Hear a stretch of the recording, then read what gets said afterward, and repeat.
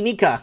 Justin Trudeau caves after Trump threatens Canada with tariffs, agrees to work with U.S. on a trade, energy, and fentanyl crisis. Now, the problem is the fentanyl crisis that we're dealing with is from China.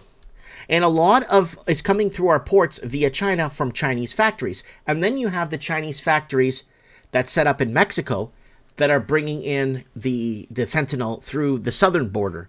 So I don't know what they're going to do about the fentanyl, because the fentanyl trade in Canada is what's keeping our housing market going, with Chinese gangs laundering money through fentanyl sales, killing our youth, and then investing in a property and leaving the properties empty, creating artificial shortages, and in turn, housing spikes through the roof, and you have Canada Post on strike because they can't afford to live in their own cities, right?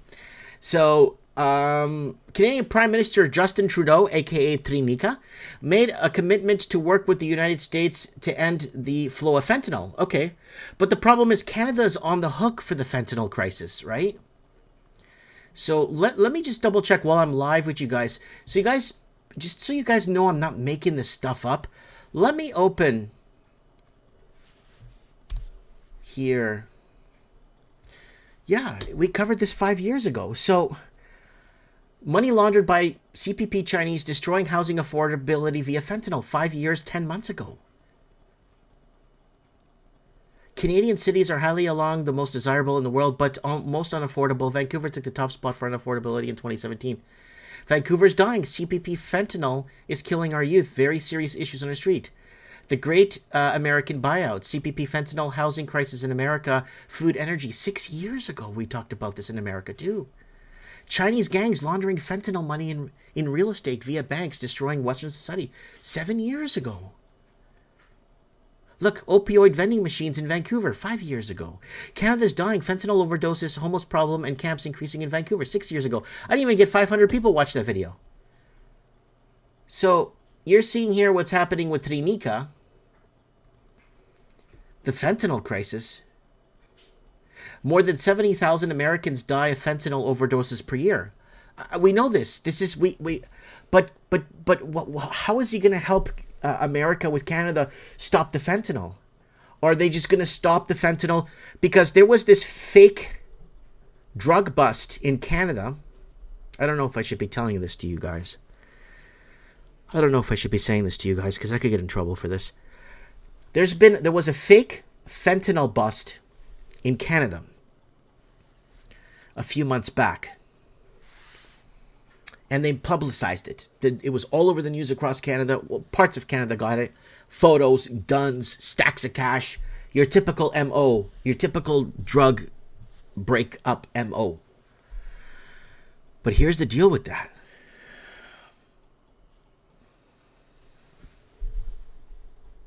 It was fake. They staged this arrest, break up, go to jail, fentanyl development lab or fentanyl production facility is now shut down. We're going to get rid of the fentanyl. The fentanyl's not coming in from Canada. It's coming in from China through Mexico, and it's coming in from to Canada, BC ports. Okay? So they actually staged a big takedown of a fentanyl production facility in Canada, but it was completely fabricated. Why? The mainstream media was reporting on this. It's all fake. They lied to you. Fentanyl comes from China, from the provinces we mentioned back in 2015 in our videos. We were showing you the provinces in China where they were being manufactured by the Chinese Communist Party, and the gangs were moving it around the world. We broke this down, and it was being reported and broken by the CBC and the CTV, CBC, Canadians Broadcasting Crap. Yeah, CBC News in Canada was already reporting of the fentanyl coming in from China. So they staged this big takedown in Canada of a fentanyl facility that wasn't even real. It was fake. To make Canadians believe, oh, good, we're fighting the war on fentanyl on our territory. It's coming in from China. So I don't know what Trudeau and Trump is going to do with this, because it just, to me, it just doesn't make any sense to me. This doesn't make any sense. Fentanyl crisis has gotten worse under Joe Biden, thanks to it. But the fentanyl crisis has always been a problem because our videos are going back before Joe Biden. It's 6 years ago.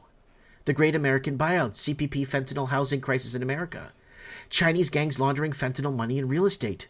7 years ago. This is before Joe Biden. So I hope you guys understand where I'm going with this. Right? And again, report. Canadian Prime Minister Justin Trudeau meets with Trump after the threat of a 25% tariff.